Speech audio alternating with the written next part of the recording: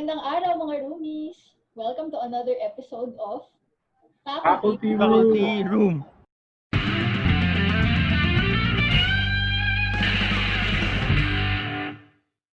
Kami po ang inyong mga hosts. Ako po si Ma'am Waina.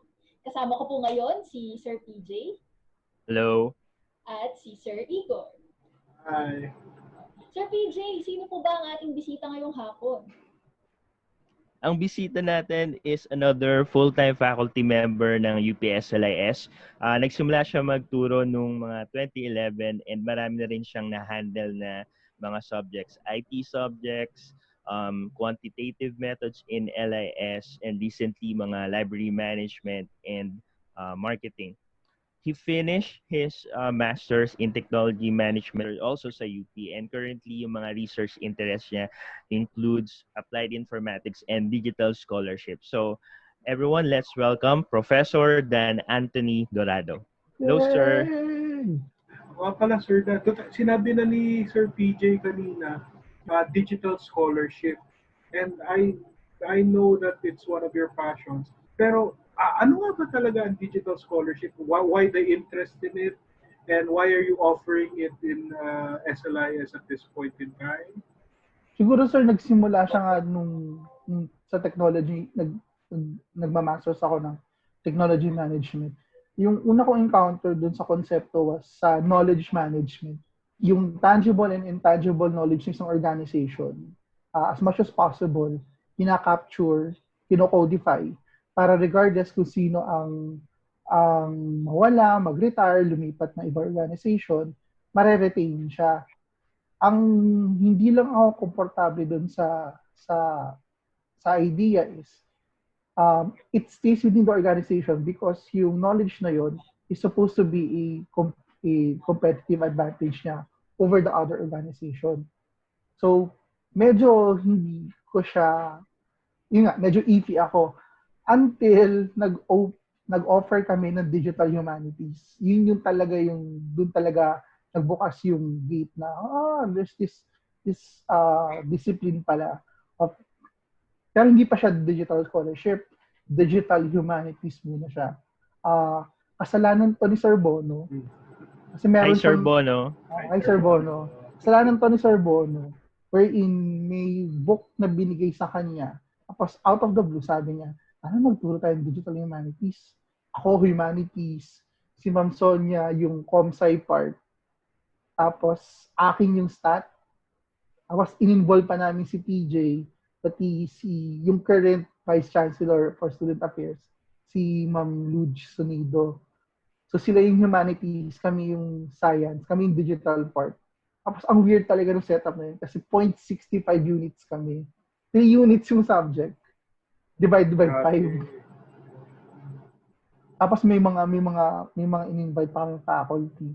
And doon ko din nakita, okay, it's still knowledge management, pero hindi na mag-work ito kung walang collaboration and walang openness. Okay. So, doon ngayon, okay, it opened up me to data science, business intelligence, and ito yung matagal ko nang sinasabi sa LIS 160 ko when I always start my 160. I always compare LIS sa Phoenix.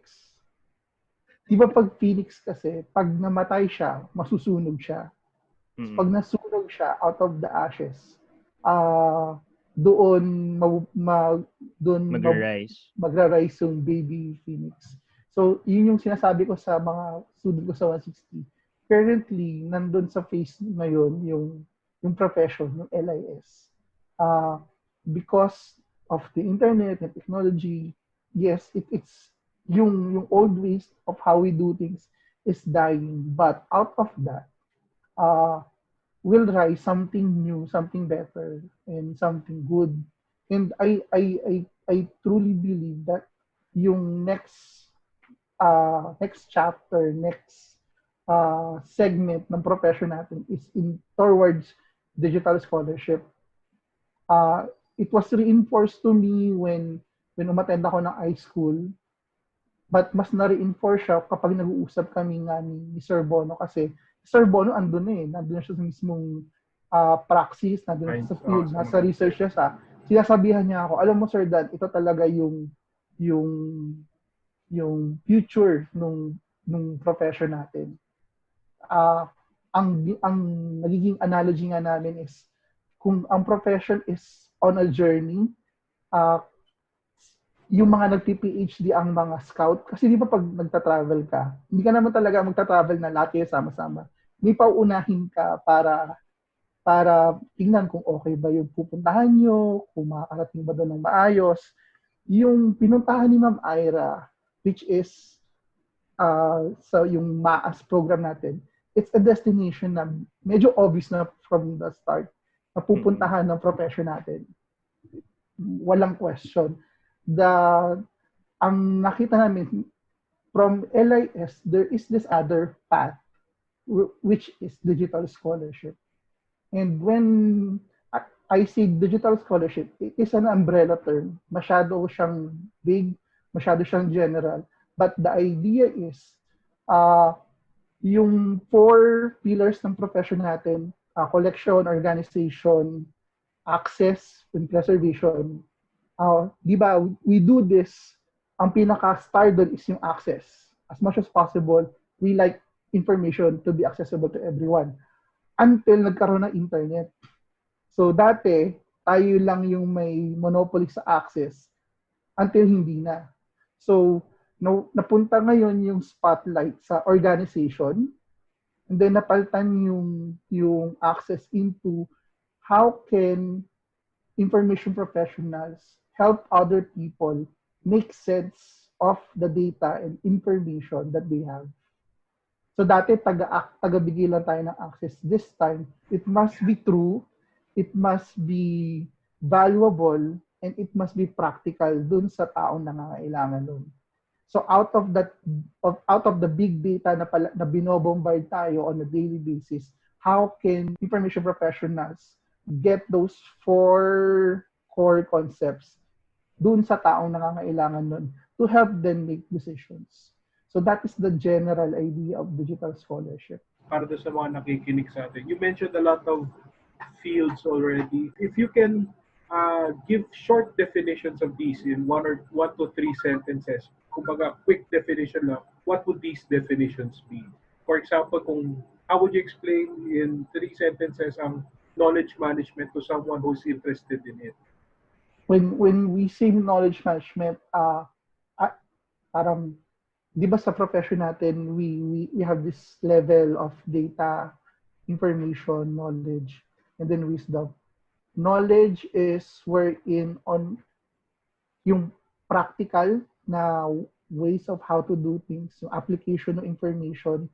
But at the end of the day, usually it resides within a particular person, the knowledge of how to do things, the knowledge of how to talk to certain people.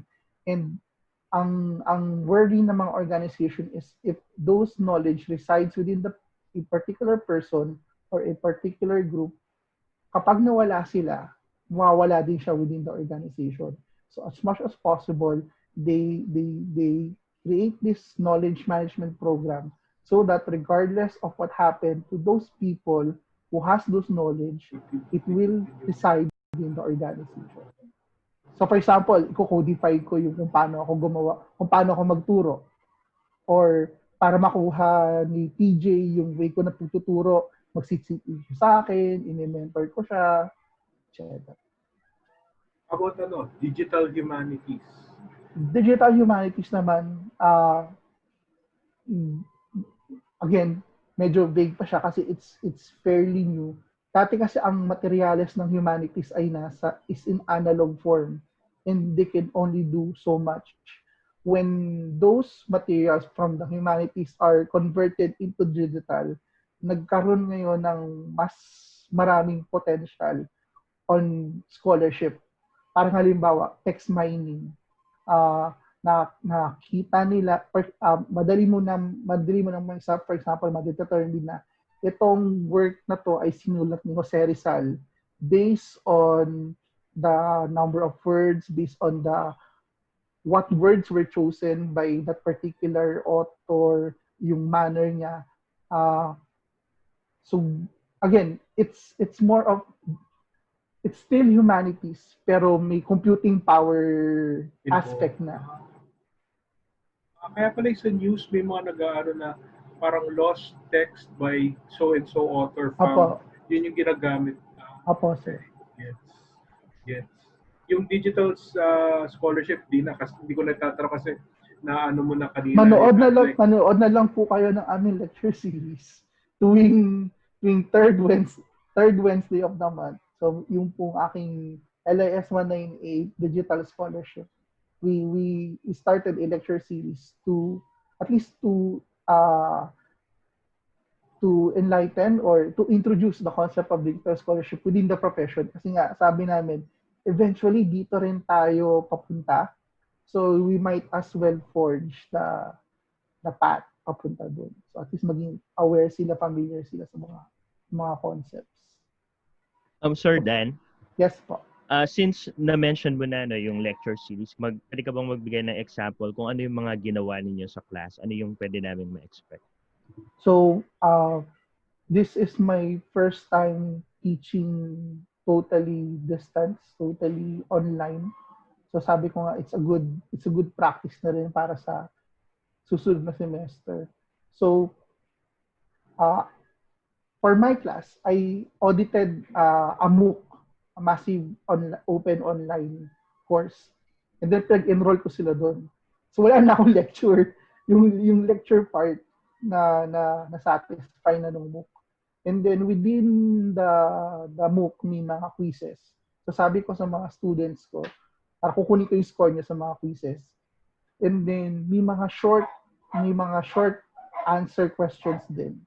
So para lang din makakontribute tayo sa discussion ng digital scholarship, pinasagutan ko sila, pero kailangan sa Twitter. So magpo-post ako ng tweet in a question form and then kailangan nilang sagutan. And what I like about that particular assessment is yung mga tao na nasa digital scholarship din, nakikita yung mga post namin because may hashtag kami. And then nakiki-join na rin sila, nakiki-like na rin sila, nire-repost na rin nila. So, nagba-branch out ngayon from our class, lumalaki ngayon yung discussion. At nakakontribute pa kami doon sa ongoing discussion. And then, instead na mag-report, I asked them to record a 15-minute lecture.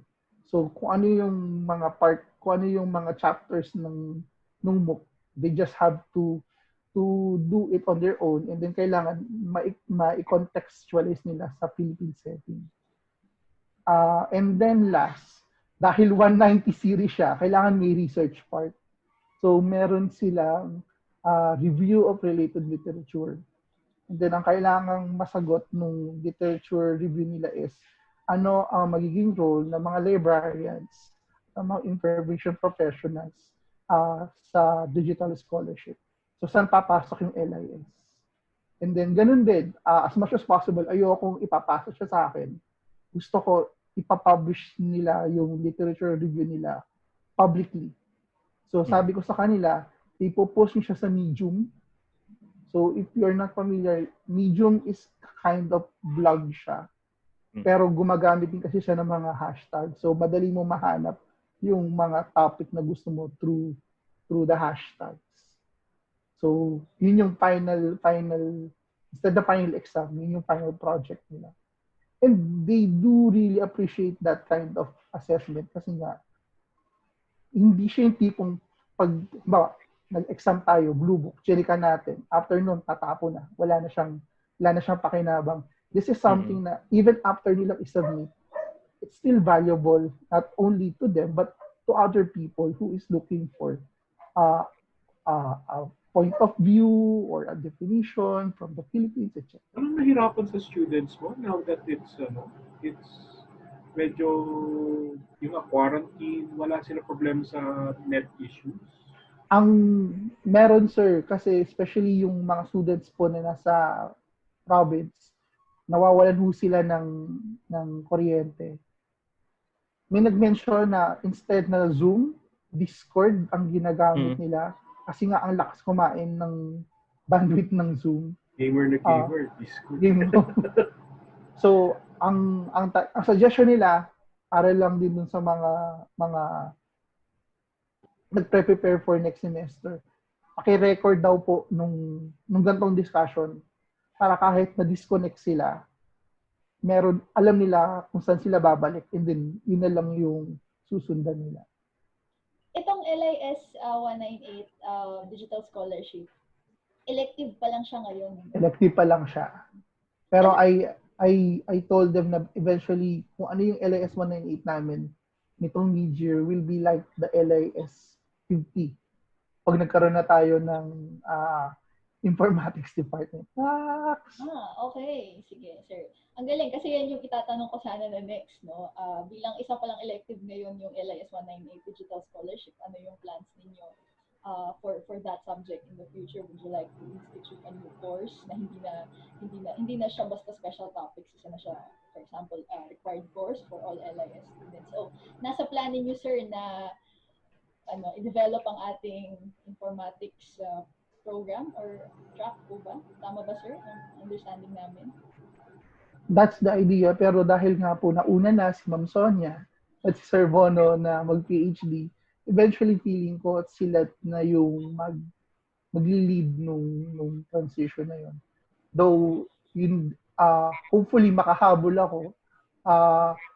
Kung hindi ang plano nga namin ni Ma'am Grace is after kong ma-tenure, dahil wala pa naman makakaalis sa atin and sobrang prevalent nung mga master's program na online or PhD online, nag-o-offer si Illinois School of Information Science ng MSCSDS.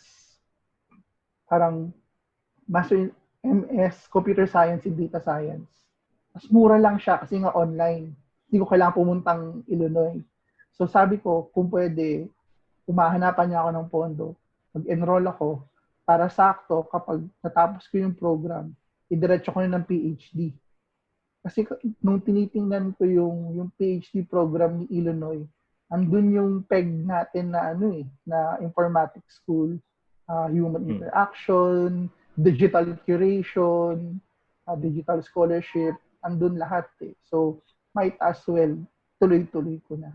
Curious pa rin ako dun sa digital scholarship class mo. No? Let's say, isa akong student na gusto kong mag-enroll sa digital scholarship. Can you give siguro top 3 or essential skills na dapat meron ako in order to be successful for that course? Well, one, kailangan digitally literate ka. Ina-assume na natin siya sa mga millennials and anong generation sila? Zoomers. Zoomers. Maswerte sila kasi at the onset, they were digitally literate. Second is kailangan hindi ka madamot kasi that's the spirit of digital scholarship. For example, ang isang practice ng digital scholarship sa libraries ay research data management. Kung saan hindi na sapat na library 1, library 2, let's collaborate, let's exchange researches. Hindi na siya sapat. Ang kalakaran na is I don't only want to have access to your research, I also want to have access to the data set na ginamit para maisulat yung research na yon. And that would give us now the opportunity to do verification research. Yun yung something kasi na hindi magawa. Kasi palaging, ito yung research, pero wala ka namang access dun sa dataset na pinanggalingan ng research na yon. So ngayon, mas madali na nating, tapos as a researcher pa, ang dali na ng buhay, mas makakasipag mag-research. Kasi kung nag-exist na yung data, hihugot ka na lang ng hugot, tapos dadagdagan mo na lang. Hindi na yung from zero, magsisurvey ka, magpapa-MGD ka. So, we're just going to sit on each other's shoulder. Dati kasi we have to sit on the shoulders of the giants. So, ngayon, tayo na mag-uupuan sa mga shoulders natin. So, that's another thing. Natandaan ko may project yata kayo dati na ni Sir Bono. I think it was na gusto sana natin nun, na lahat ng dataset ng mga research natin ay ipagsama-samahin natin so that pwede mo validate, pwedeng it might give birth to other research. Kaya, and madali siya, for example, may dataset from Mascom. Pahiram ng dataset, tapos i-examine siya from a point of view ng isang ng LIS. Kukunin ng business from a point of view ng mga taga-business. So, mas magiging dynamic, mas magiging mabilis yung research. Ang challenge ngayon sa mga library is how can you provide access to those data sets without first yung privacy ng mga tao. That's one. Second is, can you give access to those data set in a format na kailangan nung humihingi? And then, paano mo maraming issues. Actually, isa pang pinakamalaking issue is yung digitization. Maraming dataset na analog. So, how do you convert those datasets into digital? And I think dun pumapasok si Sir Chito. Kasi he is going all around the Philippines trying to educate librarians on how to, one, digitize their collection, and second is how to build their own repositories. And eventually, yung mga repositories na yon, doon ka na lang huhugot ng dataset. Or kung may gustong dataset si UP from Ateneo, o di mag-usap yung mga repositories, patingin ng dataset mo, bibigyan din kita ng access sa dataset. Sir, mukhang kailangan ng isa pang 198, research data management. Actually, meron ngayong ino-offer si Simmons na free RDMLA. It's sa Canvas lang siya available. So Canvas is MOOC din siya. Kasi si Ma'am Jonaby nagtanong din kahapon Ay Ma'am Jonaby. Kasi nga yun din parang sabi daw nung boss niya maghanap daw siya ng course on data curation. So sabi ko magsimula muna siya sa research data management. So I think yung mga tao din sa practice nagiging aware na mukhang dito nga papunta talaga yung librarianship, yung profession natin. Gusto ko sanang itanong kasi eto nakalimutan ko itanong kay Sir Mark last week. But equally kayang-kaya ding sagutin ni Sir Dan and medyo nasagot na niya. Since nasa gitna nga tayo ng pandemic, no, ano yung pwedeng i-offer ni digital scholarship? Parang ganun. Actually, kahit na hindi si digital scholarship kahit tayo, yung profession lang natin. Kasi, I remember every time na may sablay sa reporting ng number of COVID cases sa news, ni 1 to 2 students na mag-PPM sa akin, tapos sasabihin, Sir, ano ba naman yan? Kung ginawa nila yung ginawa natin sa LIS 160 lang, kung marunong lang silang gumawa ng database, ang laking dali ng buhay nila. Hindi sila ganyan ngayon nagkukumahog sa pagtatama ng reporting nila. And this is something na napag-usapan din na ni Sir Johnny. Maybe as a way to do extension, mag-develop tayo ng database literacy program for LGUs. Kasi spreadsheet na nga lang yung gamit nila, hindi pa rin nila ma-maximize yung spreadsheet, piniprint pa rin nila. But in terms of digital scholarship, ang nakita kong application niya is pwede nang mag-decentralize yung medical record ng isang tao. Kasi minsan, for example, nagpagamot ako sa hospital A, gusto ko lumipat sa hospital B. Ang nangyayari is nahihirapan yung tao na kunin yung medical history niya para uh, at least hindi na uli siya itetest, hindi na uli aalamin yung medical history niya. And kaya nahihirapan yung taong lumipat is because yun nga ang hirap kunin lahat ng documents mo from hospital A. With digital scholarship, the idea is ikaw na mismo yung magmamanage nung medical history mo. Then regardless of saan kang hospital pumunta, dala-dala mo yung medical history mo. Then as a user, mas updated siya kasi every time nalalagnatin ka, every time na napaos ka, every time na inubo ka, pwede mo ma-update yung medical history mo.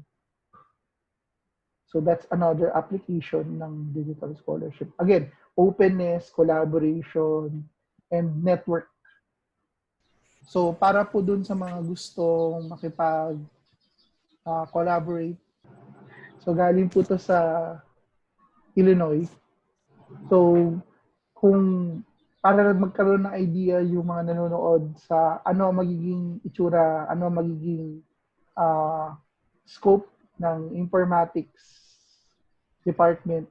So, ang peg po namin ni Sir Bono, ang peg po namin ni Ma'am Sonia ay itong mga to.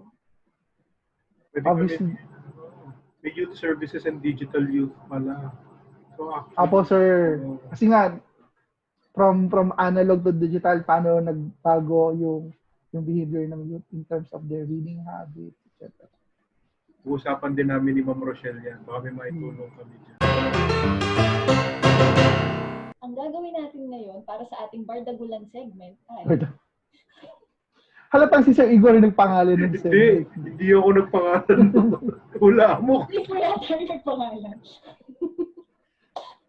So, ang gagawin natin ngayon para sa ating Bardagulan segment featuring Sir Dan ay ang kanyang pagbabahagi sa atin ng work from home setup, yung kanyang work from home essentials. Oh, okay. Kasi, hindi niyo po alam sa mga viewers natin, itong si Sir Dan, marami siyang mga gadgets. Maraming mga gadgets ng si Sir. Nakikita namin yan sa faculty room, dun sa desk niya. Minsan, pag wala siyang class, nandun siya at siya ay ting-ting ng kanyang mga ano. Di ba kung may kailangan kaming tanongin tungkol sa gadget, si Sir Dan ang una namin tatanungin. Oo nga sir, hindi lang gadgets, kahit mga subscription sa mga digital services, si Sir Dan din 'yan. Biglang may lalapit sa'yo, tapos sasabihin, uy, gamitin mo to para mabilis makapag-check ng quiz. Oh. Na-try mo na ba to bagong panggawa ng mga PubMats? Yan. Hindi niyo lagi kung pagbabili ko to, pasan ko to magagamit sa pagtuturo ko. Minsan ginajustify ko na lang yung pagbili. Pwede niyo po bang i-share sa amin, sa ating mga viewers, ang inyong work from home setup? Okay. Sige. Paano ba to? Wow. So, syempre, kailangan may tubig.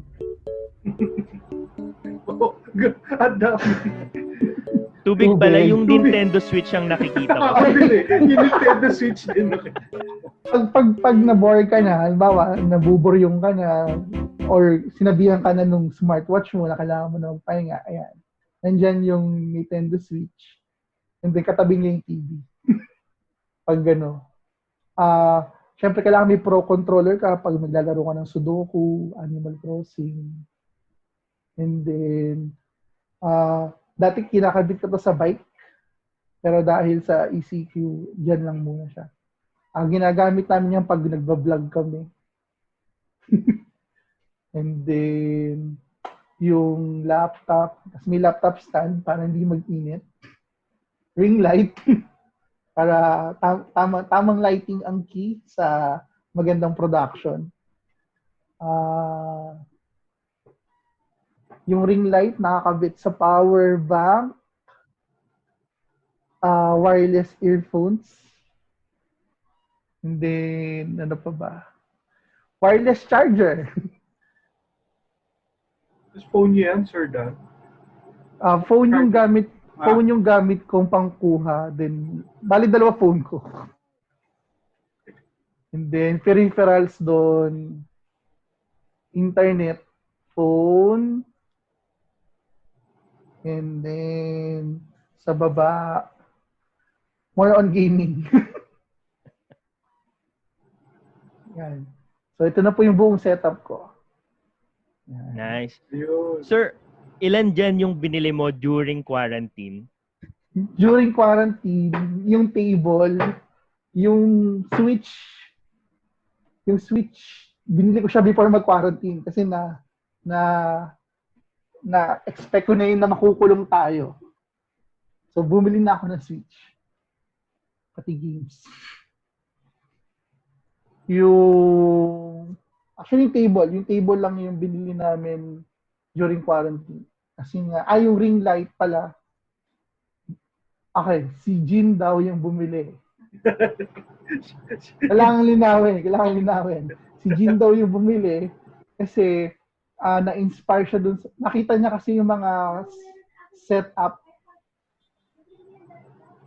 ni na Sir Iggs. Hi, Jean. Hi, Jean. Hello. Yan, hi daw, Jean.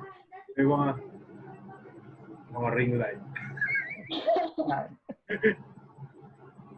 So, ganyan ako kaswerte kasi yung girlfriend ko, mas naiisipan yung mga gatong bagay kaysa sa akin. Yung mga gatong ring light, siya lang na, kung wala si Jin, wala din yan. Hindi ganito kaganda ang bahay ko. Ay, Sir Dan, ikaw, for example, ikaw una namin nakitang nag-menti. Ikaw una ko nakitang nag-Nintendo Switch. So, ano favorite nyo laruin sa Switch, Sir Dan? Kaya Switch kasi nandyan yung Nintendo Classics. So, Pokemon, Mario, si Jean, Animal Crossing. So ngayon, Fall Guys yata yung bago ngayon, sir. Nakikita ko. oo, pero ngayon hindi ko naman siya malaro kasi lagi na kay Jean. Nilalaro siya ng Animal Crossing. Speaking of games, Sir Dan, di ba dati malakas ka rin sa mobile gaming? Nagmo-mobile gaming pa rin po ako kasi minsan napapagastos ako. So might as well take advantage sa investment ko sa kanya. Yun nga yung biro ng mga estudyante kong gamer din. Kung online yung class, hindi sila makakaligtas sa akin kung nag-game sila. Kasi lahat ng games kung saan kailangan nilang mag-login, makikita ko sila. Kasi naglalaro din ako habang nagka-class. Sir Dan, ikaw din ang una namin nakitang mag-experiment sa mga applications, particularly yung deepfake applications. Yun yung isa tanong namin, bakit? Why? Bakit mo naisipan na, uy, magandang gawin to, uy, magandang subukan to, magandang pag-aralan din. Nagsimula po kasi yan dun sa IFLA call for paper namin ni Ma'am Ira. Ang nakita namin kasing ano yung tawag dun sa satellite yung group, satellite group, ang topic nila ay deepfake. So how can librarians identify deepfakes? How can librarians promote literacy on how to avoid deepfakes? So, nung time na yun, parang hindi familiar, parang mali yung notion ng mga tao sa deepfake. Ang notion nila ng deepfake is basta lang tiltan yung ulo, deepfake na siya. So, nag-download ako nung pan-deepfake talaga na kahit picture, kayang gumalaw, pwede kong pagalawin yung mukha. And then yung pinaka-recent, yung palagi kong sinesend si Sir Igor, na pinopost sa Facebook niya. As in talagang mukhang si Sir Igor yung nandun sa movie na yon. Si Hulk Hogan, si Sir Igor, si Dwayne The Rock Johnson. Yung Hulk Hogan, di ko pa napopost ko mamaya siguro. Yung ano ang specific talaga definition ng deepfake talaga? Yung borderline talaga, halos flawless yung pag put up mo ng isang identity sa ibang situation. Kasi yung jib-jab, yung ginagawa, isa pa yung jib-jab, yung basta lang sinalpak yung ulo, it's still obvious na it's another person on another person's body. Pag deepfake talaga, kaya tinawag na deep, sobrang, kung hindi ka expert, hindi ka multimedia expert, hindi mo talaga siya Nakikita. makikita, hindi mo siya Kaya Okay. deepfake. So may fake, may deepfake. Yung nga yung pinag-aanuhan namin eh. Ang weird na yung structure ng yung measurements ng mukha ko. Yung exact. mukha ni Sir Iggs ay saktong-sakto sa Oo. mga karakter na kinakabit ko yung mukha niya. Yung kay Ma'am Ira is a different situation yung nangyari.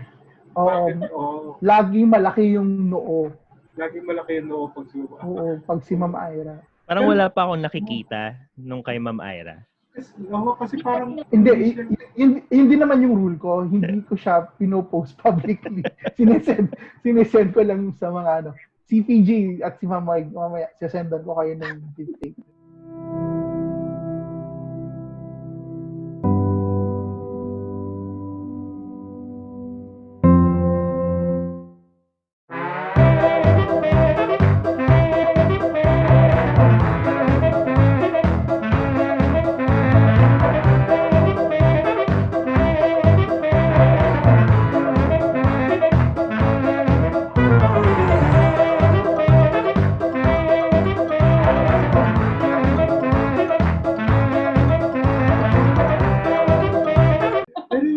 pero yung may sinasabi ka about it learning, naglo-learn Naglo-learn siya.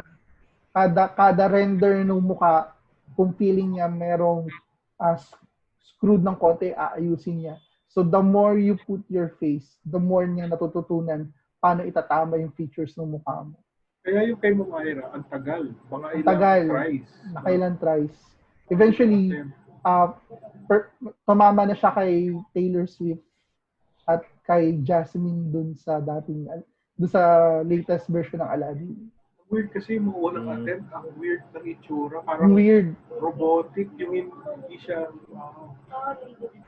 Tapos, mukha daw ladyboy pag Tapos, lumabas sir na kahawig pala ni Ma'am Ira si Sheena Halili. Kamukha mo daw si Sheena Halili.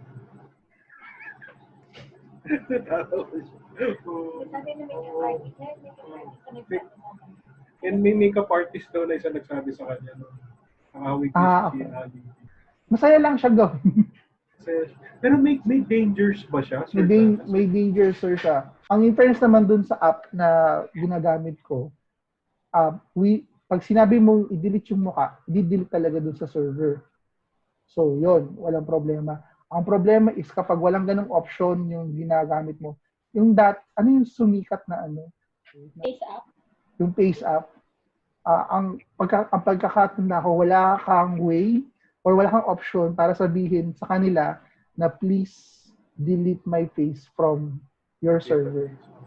Oo. So, yun yung delikado. Naaliw ako kasi meron ako mga friends na hindi sila agree kasi nga feeling nila from a point of view na yung magagamit daw. Ang feeling nila magagamit ng, for example, a totalitarian state could use it against you para sabi hulihin ka, mga ganun. Ang ano ko naman sir is yung tawag nila dito, yung privacy paradox.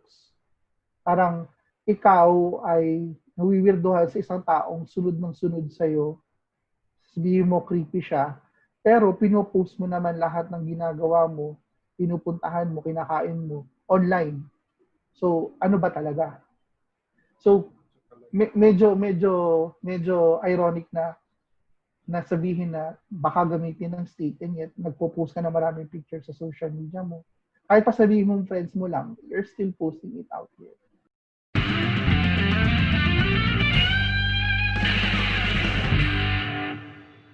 Maraming salamat po, Sir Dan, sa pagpapaunlak po ninyo bilang maging bisita namin ngayon sa ating episode ng Faculty. Thank you, Sir Dan. Abangan po ninyo kami ulit sa susunod na episode kung saan meron na naman kaming makakasama na special guest na LIS faculty. Abangan niyo po yan. Dito lang sa Faculty Room! Thank you. Uy, nagkasabay-sabay.